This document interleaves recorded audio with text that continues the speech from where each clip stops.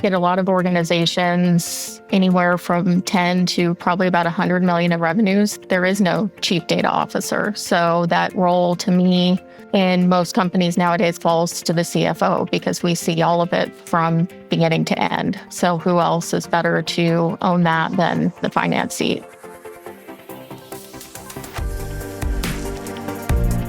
Welcome back to CFO Weekly, where we're talking with financial leaders about how to build efficiency in their teams, create time for strategy, and ultimately get results.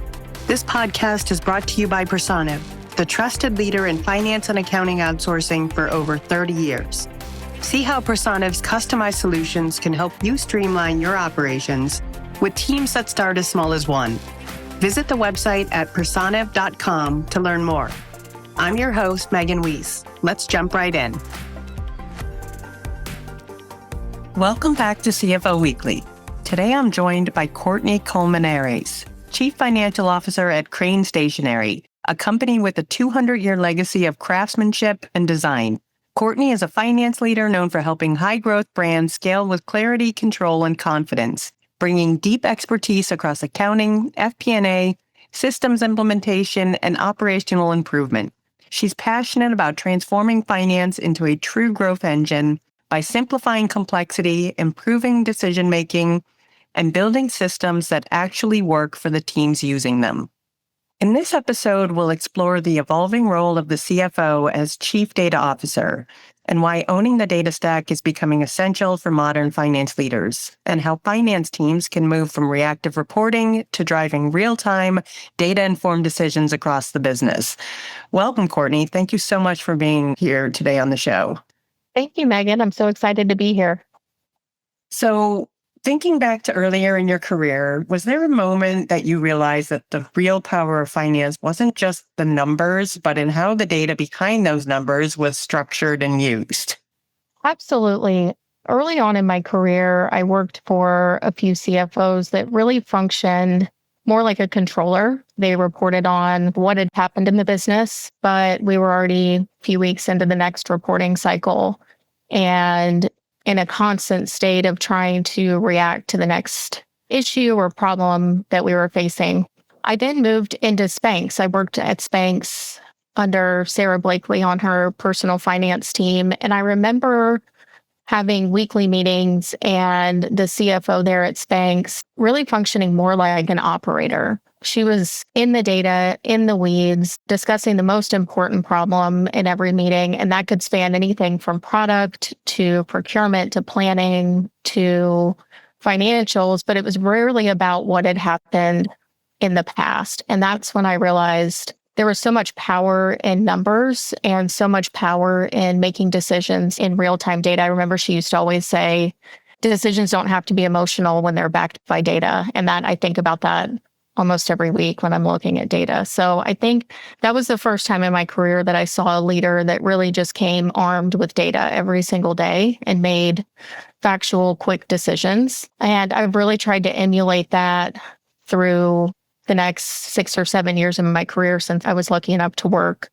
close to her. So I try to do the same things with whatever data is the most important data to review that week. And in a small organization, that can change wildly from week to week, but I really view that finance role as more of an operator role than a traditional accounting or finance role.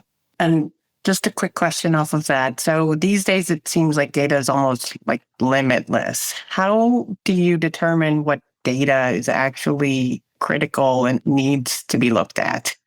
That's a great question. I think it depends on the organization and the stage that that organization is in. But I find that specifically in my seat in the finance position, I try to take the biggest problem or question mark in the organization and start to trace it backwards. So one decision that in manufacturing that we're constantly looking at is around pricing and margins. So I take that decision and then I start to just trace the data backwards all the way to our retailer contracts, to our pricing, or even as far reaching as the merchandising on our website, and bring all of that data to the teams to kind of unify us around that data so that we're making decisions that, again, feed back to what supports our business, which for us is gross margin. And you might have touched on this a little bit already, but you've worked across accounting, FP&A, and systems implementation. At what point did you start to see the CFO role expanding into something closer to a chief data officer? Or maybe what role helped you see the importance? I think the role that helped me see the importance was the role I was in previous to the one that I'm in now. I was at an organization that was rapidly growing, but quite small when I joined, about 10 million of revenues. And it was a very small and very lean team. And we needed to be able to make decisions quickly in the moment. We had 1,000,001 things going on, and we didn't have the systems to support sophisticated data. So we had to be really scrappy. And prior to that, my role had been much more defined, coming from a larger organization, coming from like the Spanx, where you have large teams and you have a data team and you have a planning team. But in this role, the CFO seat was the butcher, the baker, the candlestick maker. I had to cover everything from procurement of inventory to the sales contracts with our retailers to our pricing, and then make sure that worked closely with our controller to make sure that everything was recorded completely and accurately, and then constantly reforecast the business. And at the time, we were running on QuickBooks. So I did that I built a small data lakehouse to pull all that data into one source so that we could get they weren't pretty, but quick dashboards every day that we could refresh and look at and make quick decisions. But until I got that in place, the first 6 months or so that I was there was chaotic. So I had to just own that piece of the business that was missing and put a stopgap in place so that we could get visibility in all those different pieces and start connecting the dots. And I think at a lot of organizations, anywhere from 10 to probably about 100 million of revenues, there is no chief data officer. So that role to me in most companies nowadays kind of falls to the CFO because we see all of it from beginning to end. So who else is better to own that than finance seat? And when you hear the phrase owning the data stack, what does that actually mean in practical terms for a finance leader? I think it means three things. I think it means understanding the actual architecture, understanding the actual stack, where it lives, how the data flows through the systems, where it could potentially break, and where there are any known gaps. You don't necessarily have to write the code or connect the dots, but sometimes in small companies you do. I think the second piece of ownership is really owning being the source of truth for the organization. So at the end of the day, all transactions flow to the general ledger, which accounting and finance owns. So you have to own having a complete and accurate set of data at all times. So having the processes and procedures and reconciliations in place so that people trust the data that's coming out of the system. And then I think third is owning what I would call the decision layer on top of it. So it's what KPIs need to be monitored. What are the red flags? What are the trailing and leading indicators that you need to bring to the rest of the leadership team so that we're all in sync and understand when we're on or off track? So really understanding the systems, making sure it's accurate, and then knowing what to flag and when and timely to the rest of the executive team. It's not helpful to say 2 months after the month closed, oh, you're off track on sales. Those are the things I like to flag to my executive team. So I think that's what it means to own the data stack. And in many organizations, data still lives in silos across departments. So why is it that finance is uniquely positioned to take ownership of bringing that data together? I think this is also 3 separate reasons. I may repeat myself a little bit here, but I think first, it's accountability. I think every department owns their own KPIs, but a lot of times they need help from finance determining what those KPIs are.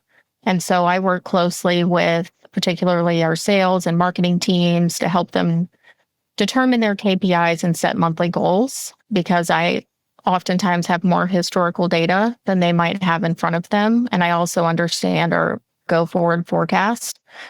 So I think it's allocating those KPIs out to the team to give them accountability. And so they know what their goalposts are. But oftentimes I think finance has to really have a hand in setting those goals. I view my role as neutral. I'm not rooting for one department over the other. I'm really just an unbiased party, and my role is to meet the budget and the forecast that we set for our board of directors. So I want to make sure that I support each department with the data and the reporting that they need so that we can meet that common goal. And then I think finally is finance as being the universal translator. We see the marketing data, the sales data, we see working capital data, we see all of it. And I think any good CFO can bring all of that data together and report back to each team in terms that make sense to their team on how they performed, plan versus actual, or where they might be off track and need a tweak. So I try to speak to each department in their language with data that is unbiased. And I think over time that builds a lot of trust in the organization. I think people want to understand how they're performing, and data can absolutely do that. And what are the most common challenges that you see when companies do try to build a unified data foundation for finance and operations? Where are the roadblocks usually? I laugh because the company that I'm at right now, we're kind of at maybe not a roadblock, but at a fork in the road, if you will, where we ready for a new ERP system that comes with a heavy price tag and a long implementation timeline. I think one of the roadblocks is companies waiting for the perfect ERP, whether that's they don't have the time or capacity or they don't have the funding for it. And I think if you say, I'm going to wait, then you're going to fly blind for the next, that could be a few months or 2 or 3 years. And that's absolutely never the right answer. You don't want to be held hostage by a big system transition. So I see a lot of companies fall prey to that. But I think the bigger thing is treating any sort of tech improvements or data improvements or ERP implementations as an IT project. And early on in my career, I migrated a company. I led a migration project from QuickBooks to NetSuite. And I very much treated it as an IT project. And I viewed that project as one of my bigger failures in my career. I learned quickly that finance and accounting has to own the implementation because, again, who understands better how all of the transactions flow through an accounting or ERP system than the finance team? So I think that's another big challenge is letting IT kind of run that implementation or that change. I think the third one is allowing departments to run in silos. You have to really zoom out as a finance leader and see how you want all these dots to connect and implement systems and data in that fashion. What I've done at my current company as a bridge while we scope out different ERP solutions is I built a lakehouse. So I take data from our current ERP, from our AP system, AR system, our banks, and our order management sort of shop floor manufacturing system. And I bring all of that into a lakehouse, join it, make it so that it can be filtered and sliced and reported off of in a consistent way. And then I trained our team members on common language so that we're all using the same terminology for our sales channels. We're all using the same terminology for our product categories. And it sounds simple, but it was not. And what came out of that was we were all getting the same reports every single day with the same terminology on them. And so pretty quickly, people started to learn what their department was accountable for. And we all started using that common language. But probably one of the biggest pitfalls I see is when you allow each department to run their own reporting or run their own piece of the tech stack, you immediately end up with disjointed data and gaps all across the organization. And as you're looking at different ERPs, how are you choosing one that is going to allow you to grow into it versus something that maybe you're going to be doing this again in like 2 or 3 years? That's a great question. We have been very intentional and really taken our time with the scoping process. I have been looking at different systems for about 6 months now, and I think I've narrowed it down to a top 3, but it's been hard. And for that reason, no one wants to do this. Everybody thinks when they migrate ERPs, it's the last time you're ever going to do it. I know realistically that may not be true, but I want this to have at least 5 years, if not longer, of runway for us. And so I'm looking at systems that are very customizable, very flexible, have an open API. Some great ERPs I've worked on over the years have a library of pre-built integrations. And so I'm reviewing those in details. Do they easily integrate with Microsoft Office products? Will it integrate with my data lakehouse? Will it integrate with my AP software with the click of a button so that I don't have to rely on software developers or other third-party contractors? I can really just self-serve when I need to add something into the tech stack. And that's where I'm seeing ERPs migrate to, is that more kind of open access, pre-built connector functionality. And I think the other thing that I'm trying to keep in mind, and especially with my team, is what we do at the company that I work for is great. We make a beautiful product, but let's focus on the system that can check 80% of the boxes and not on what makes our company different. Because if we do that, we'll never find the right system. So let's find one that can fix or accommodate most of our requirements and not try to discount every system because this little 10% of the process is specific to us. And that definitely sped up the process as well. Great advice. And how do you balance the need for clean, structured data with the reality that many systems and processes are still messy and manual, especially in a growing company? Exactly. I think you can't ever wait for clean. If you wait for clean, then you'll never be able to make a decision. And so what I do is I kind of work in layers. I have data that I refer to as bronze data. It's very raw. It's from the source. It might be a little messy. It might be a little inconsistent, but it's a complete data set. I standardize that data so that I can join it with data from other systems. But if that's the minimum that I can do, then that's fine. A great example of this is we have 2 sides of our business. One is make to stock items and one is personalized items. And the orders and the invoices and the customer records for those 2 sides of the business can land in 2 different systems with some overlap. The company has run for years and years with just 2 separate sales reports every day. Great, but let's just join those together. It's going to be a little messy, but we'll figure it out. And it sounds so simple, but that unlocked a lot of questions for us when we didn't have one team looking at one report and one team looking at another. Okay, now we have the whole organization looking at all the sales data. And we were able to gather so many insights from that. But if we would have waited for it to be clean or in a new ERP, that would have been 2 years from now. And so with joining that data together, we were able to quickly make decisions on some pricing changes and even some internal staffing changes across sales channels. So my biggest piece of advice there would be don't wait for clean. Make sure it's complete, make sure it's accurate, and keep moving, or you'll always be behind the 8 ball. And as CFO, how do you ensure that the data being used across the business is both accurate and useful for decision making, but also that people are using it for decision making rather than just going with gut hunches?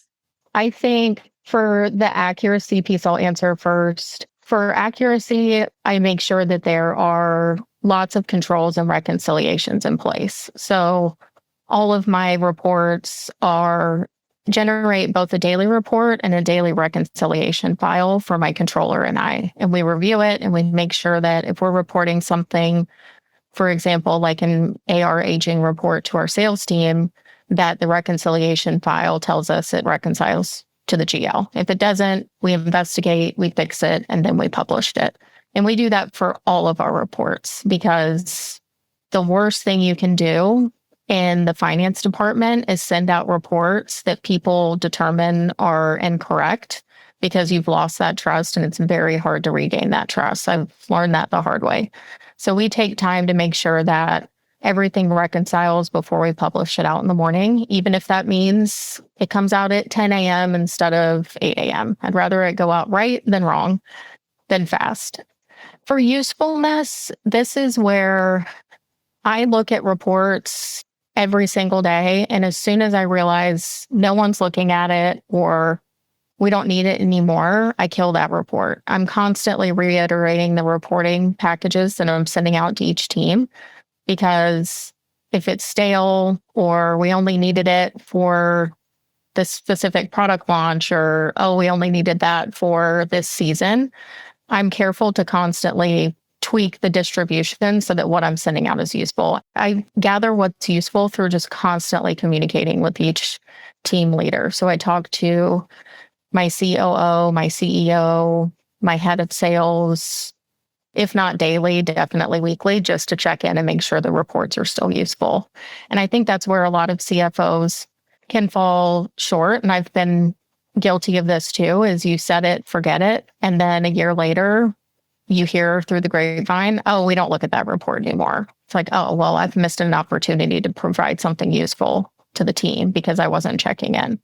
So I think you really have to own the role, and owning that role means constantly improving what you're sending out and constantly reiterating, which is a lot of work, but nothing's more valuable than when someone says, that helped me make a decision or that helped me spot an issue. And other than the reporting, how has owning or influencing the data stack changed the way that you partner with other leaders across the organization? I think a few examples of this are kind of what I said in the beginning. I think the finance seat, at least nowadays, is more of an operator sort of hands-on role. So I think the finance seat, at least in the organization I'm in now and in the organization I was in previously, the role changed from the people that always tell us no to the people who help us see around a corner. So I find that I'm talking to my sales director or my head of procurement about pricing decisions or margins for a particular retailer, or I'm talking to my CTO and web team about website promotions, things that if you asked me 10 years ago, if I thought I would be doing that in the CFO seat, I would have said, no, that's not a finance or an accounting function. But I think having eyes on the whole organization and the whole sort of planning cycle and providing that data changes the conversations that I have with people and what problems or issues people bring to my desk. I think when I think back to the beginning of my career, some CFOs that I worked for that really operated more in the historical, they were sort of seen as that, oh, they're just the people who tell you can't spend money. And I think when you own the data and you understand the technology, really nitty gritty, when you can really explain how all the transactions flow through the systems beginning to end and really understanding the company's processes at a very granular level, then people start to bring you different issues or look to you for each decision. And I think when everyone's owning their inputs and everyone's owning their KPIs, but they're collaborating with finance, the whole organization benefits. The forecasting gets better, the KPIs are stronger, and there's less surprises at the end of each month. And last question, but looking ahead, how do you see the role of the CFO evolving over the next 3 to 5 years? And what new skills or mindsets are going to be critical for the future CFO? I think the CFO seat in the next 5 to 10 years is going to be completely different than it even is now. I think it's not going to be just about reading a dashboard. It's going to be about really understanding the underlying architecture, being able to ask the right questions of the data team.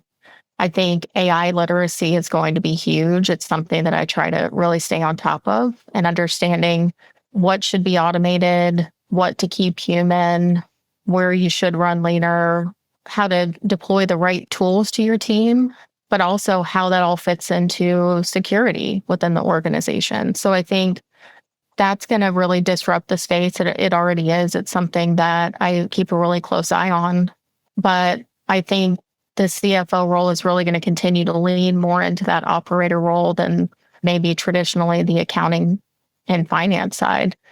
I don't think that accounting and reporting work will ever go away, but pieces of it will be increasingly automated. So what's going to be left for the CFO is the strategic high level work. It's going to be about capital allocation, scenario planning, organizational design, and really being kind of the spoke in the middle of the wheel within the organization, really integrating all the functions in the organization. But I'm excited to see how it unfolds because obviously there's just so much change happening right now, and it's very exciting, but it can be daunting as well. Courtney, thank you so much for being here today and for sharing your insights and experience with us. Thank you for having me. I appreciate all of your questions. And to all of our listeners, please tune in next week. And until then, take care. You've been listening to CFO Weekly, presented by Personiv. Please subscribe wherever you get your podcasts to hear all of our episodes. Want to learn more? Check out personiv.com. Thanks for listening.